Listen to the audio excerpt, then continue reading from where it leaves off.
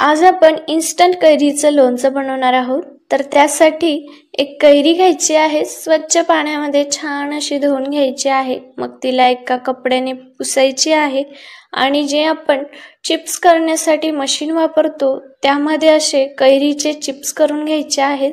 जास्त जाड ठेवायचे नाहीत, पातळ पातळ करायचे आहेत, व्हिडिओमध्ये दाखवल्याप्रमाणे करायचे आहेत।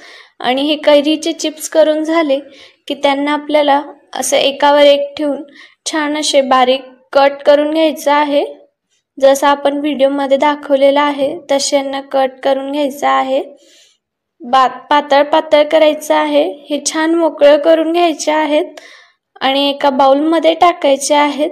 त्यामध्ये आपल्याला यावर तिखट टाकायचं आहे, थोडीशी हळद टाकायची आहे कलर साठी, थोडंसं मीठ टाकायचं आहे चवीसाठी आणि याला छान कलर येईपर्यंत मिक्स करायचं आहे। मग त्यावर आपल्याला पिठी साखर टाकायची आहे। या ठिकाणी आपण 2 चमचे पिठी साखर टाकतोय।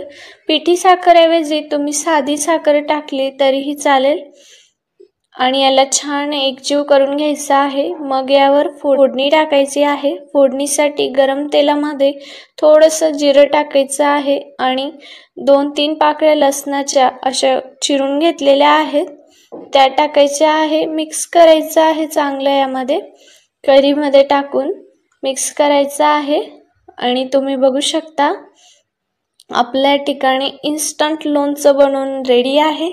खूप छान लागतं हे खायला, तुम्ही सुद्धा नक्की ट्राय करा।